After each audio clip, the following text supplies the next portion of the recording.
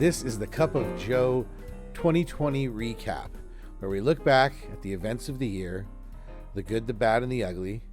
I know a lot of people are concerned about looking back at this year because there were some pretty rough spots.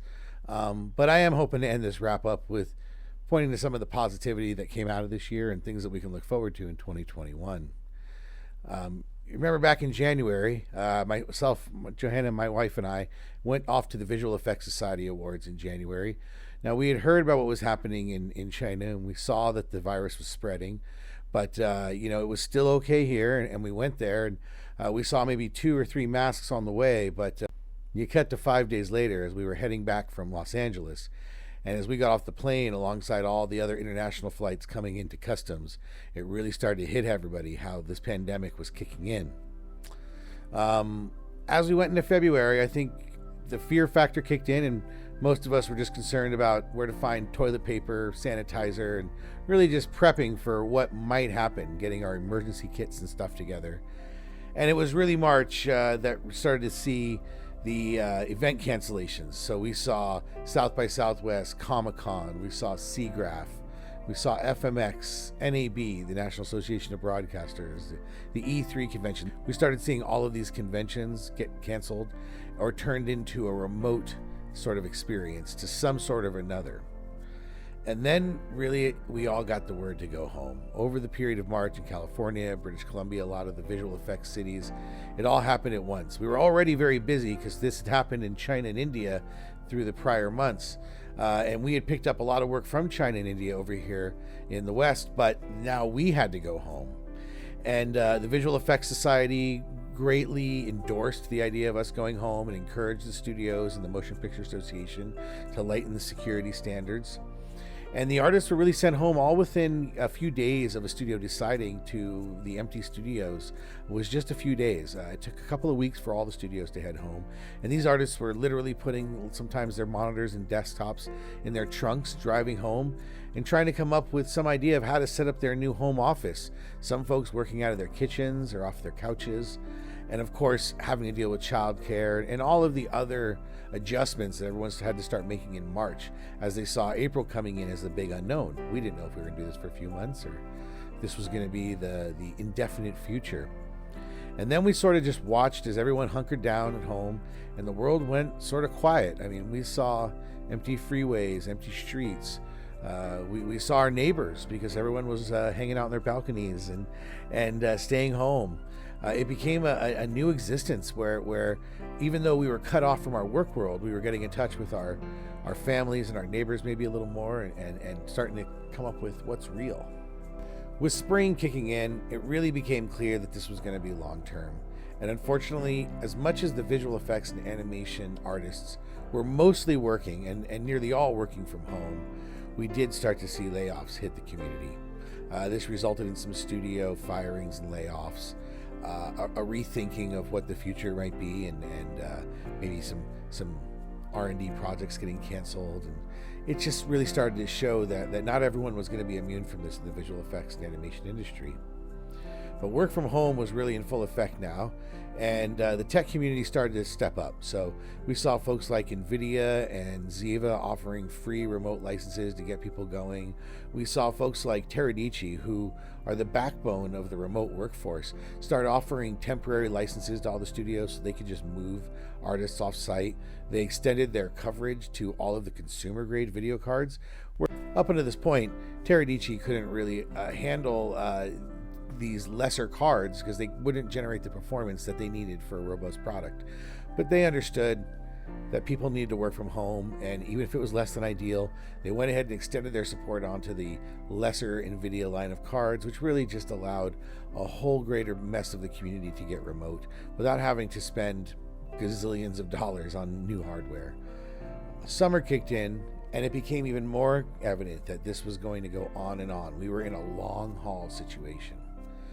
We started to see the theaters come up with some long-term decisions in the studios to start streaming their releases rather than putting them in theaters. The theaters were closed, at least temporarily, and the studios wanted to get their product out, so they would either delay the releases or we would see them stream. This put a lot of pressure on the visual effects and animation houses because they effectively had to keep all this data online.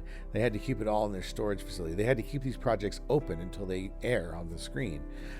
So this created a ripple of pressures in all the studios where they were bursting at the seams. And also creates a security risk because more and more studios and more vendors were holding on to greater amounts of unreleased footage and unreleased episodes and movies.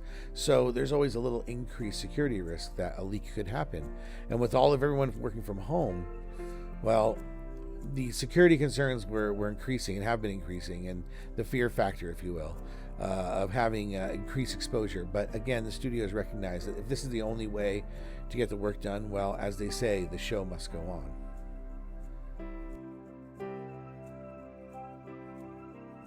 It's been fascinating watching the growth of virtual production using LED panels and Epic Games' Unreal Engine for rendering real-time backgrounds and shooting against it with a camera with trackers attached to the camera, so the camera can move around the stage and the background moves in tandem with that camera.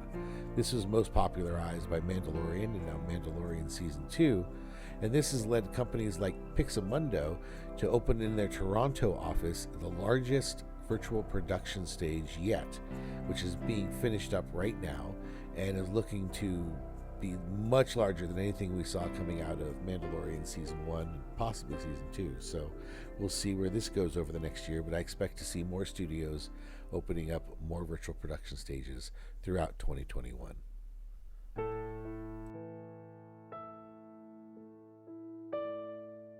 Then as summer came in, unfortunately, the visual effects community, and especially the folks at Industrial Light and Magic, were hit with real tragedy when ILM veteran and Mythbusters star Grant Imahara passed away suddenly of natural causes.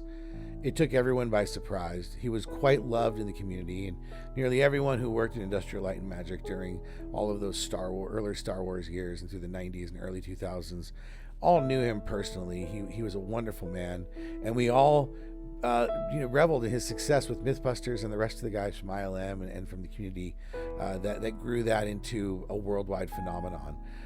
His work on R2-D2 and the Energizer Bunny and all sort of iconic images of pop culture were from Grant, he played a part in, and he was a wonderful person, and he was a talented artist.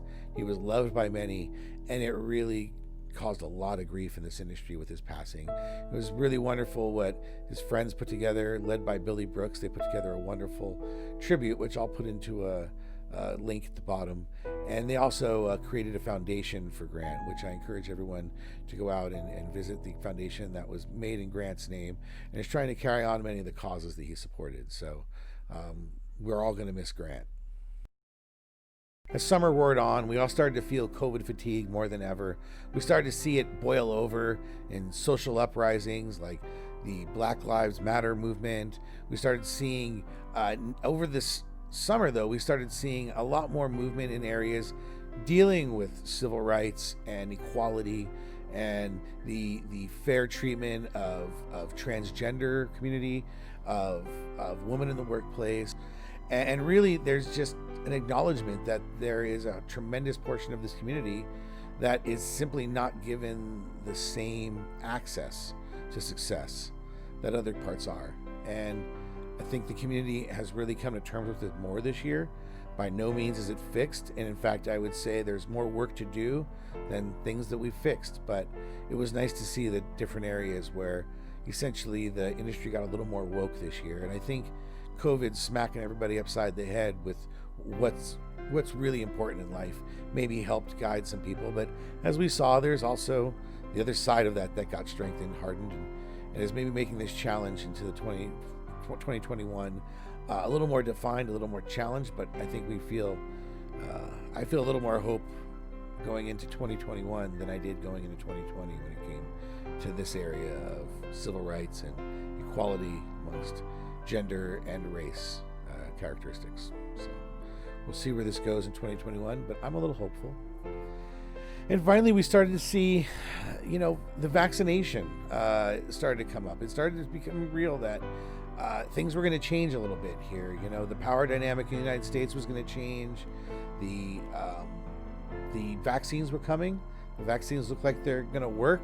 And now, as I make this, I have friends on my Facebook page that are getting their vaccine.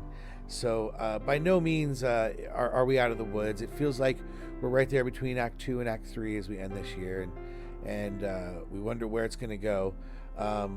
The streaming seems to be here to stay. We've seen that Warner Brothers is really shaking things up with only releasing HBO Max. So I expect there will be theaters when this is all over. But again, the whole landscape has changed.